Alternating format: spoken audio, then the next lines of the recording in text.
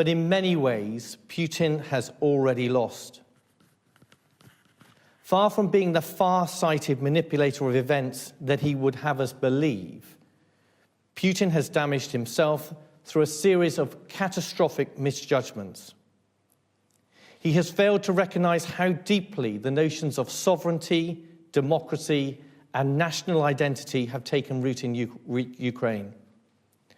Like all authoritarians, he allowed himself to be misled as to his own strength, including the effectiveness of the Russian armed forces. And lastly, he has failed to anticipate the unity and cohesion that exists among the free nations of the world, here in Europe and obviously far beyond. His actions to date have done more to galvanize than divide and have shown Ukraine to have the one thing that Russia conspicuously lacks, which is real friends.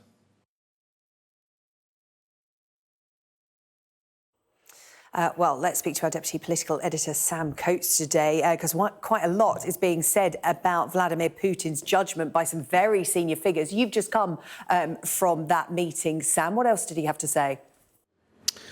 Well, Sir Tony Radakin appeared at the Institute for Government with a series of warnings and assessments about where we are. He is a very senior figure in the British government. He advised the cabinet this week on the question of whether or not more arms should be sent to Ukraine, what type of arms should be sent to Ukraine. He told the Institute for Government event that that was constantly under review as Britain looks whether or not we can flex and expand the definition of defensive missiles and send useful materials to Ukraine. But the most striking part of the event was where he described the situation on the ground in Ukraine. The chief of the defence staff said, "We're starting to see the early indications of Russian forces being moved back from around Kiev and into Russia and Belarus." He said that this would be a difficult retreat for President Putin. They are doing this because they are under fire from Ukrainian forces.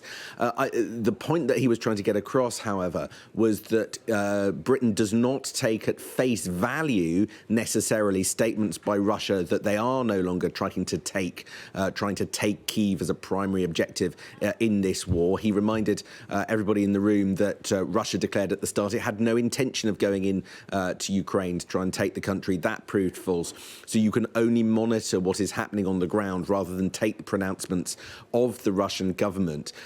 He flinched a little at suggestions that there was an outright mutiny around people who surround President Putin. He suggested that was a rather strong term. Instead, he suggested that what intelligence was picking up was signs of just unhappiness. Clearly, some of the advice being given to Putin hasn't turned out to be right.